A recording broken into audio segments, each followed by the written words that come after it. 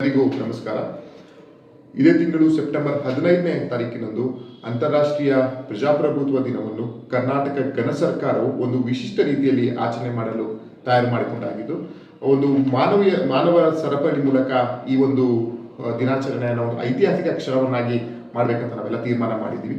ಅದೇ ರೀತಿ ಅವತ್ತು ಭಾನುವಾರದಂದು ಬೆಳಗ್ಗೆ 8:30ರಿಂದ 9:30ವರೆಗೂ ಈ ಒಂದು ಮಾನವ ಸರಪಳಿ ಒಂದು ದಿನಾಚರಣೆಯಾಗಿ ಮಾಡ್ತಿದ್ವಿ. ಅದರಲ್ಲಿ ಅರಕಲಗೂಡು ತಾಲೂಕಿನ ಕಡೂನೋಸಳ್ಳಿ ಗ್ರಾಮದಿಂದ ಪ್ರಾರಂಭವಾಗಿ ರಾಮನಾಥಪುರ, ಅರಕಲಗೂಡು ಟೌನ್, ಗೊರೂರು, ಕಟ್ಟಾಯ, ಹಾಸನ ನಗರ, ಹಗರೆ, ಬೇಲೂರು, ಕೈಮರ ಚೆಕ್ ಪೋಸ್ಟ್, ಚಿಕ್ಕಮಗಳೂರು ಗಡಿಯವರೆಗೆ ಸುಮಾರು 114 ಕಿಲೋಮೀಟರ್ ಒಂದು ಐತಿಹಾಸಿಕ ಮಾನವ ಸರಪಳಿಯನ್ನು ಇವತ್ತು ನಿರ್ಮಿಸ್ತಾ ಇದ್ವಿ.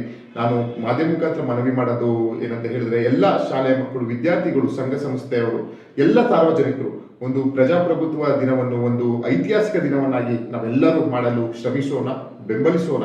ನೀವೆಲ್ಲರೂ ಈ ಒಂದು ಐತಿಹಾಸಿಕ ದಿನಕ್ಕೆ ಭಾಗಿಯಾಗಿ ಅಂತ ನಿಮ್ಮಲ್ಲೆಲ್ಲರೂ ಕೈ ಮುಗಿದು ಪ್ರಾರ್ಥನೆ ಮಾಡ್ತೀನಿ.